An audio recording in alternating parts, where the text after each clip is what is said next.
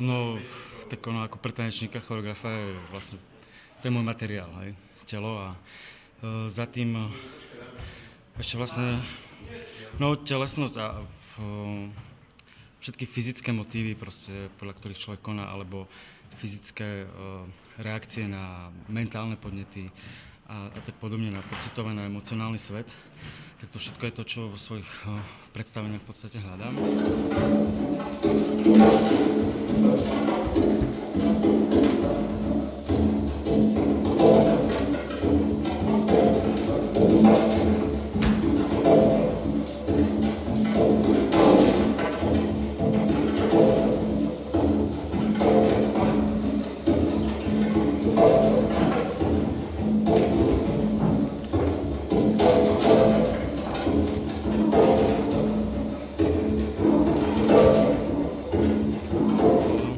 To je rôzne, je to od predstavenia k predstaveniu. Vznikajú predstavenia aj solové, ktoré vznikajú s viacerými. Robil som iné solové predstavenie, kde išlo veľmi nízku spoluprácu so svetelným dizajnérom.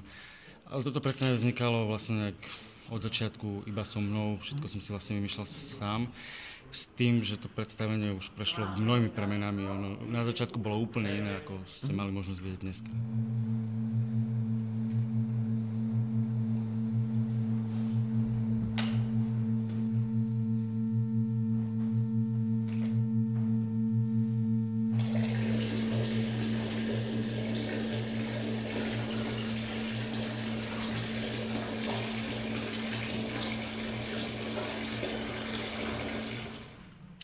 A je to fajn priestor, ako dá sa tu robiť, dá sa s ním pracovať, zmestí sa tu takmer všetko, čo človek robí a tak ďalej, takže je to fajn.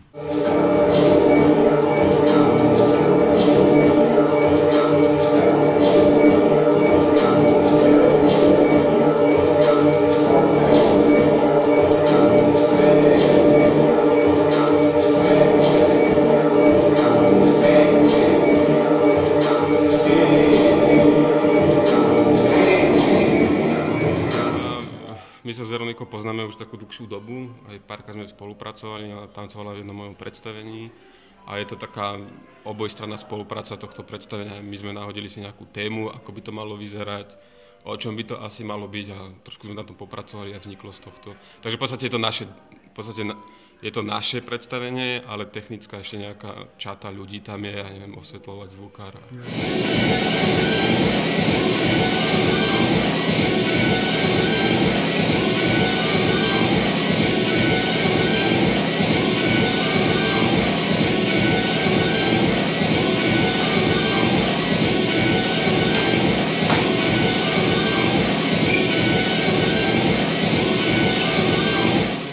Toho predstavenia je stále taká istá. Máme tam nejaké detaily, ktoré sa menia podľa toho, aký je priestor, aké je obecenstvo, ale ten koniec je vždy otvorený. To bola proste domena toho predstavenia, že je to nejaká realita, ktorá stále trvá a v podstate nemáme radi, že niečo začína, niečo končí, že sa musím pokloniť a poďakovať. Proste bežná vec pre nás. No čo už.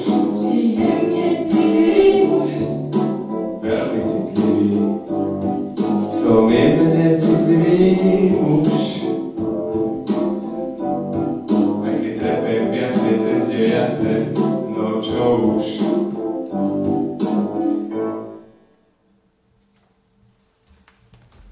Vítejte na slavnostním ukončení 13. ročníku Mezinárodního festivalu Divadelní Flora Olomouc 2009. Jehož letošní motto bylo, je a ještě několik málo okamžiků bude válka ideí.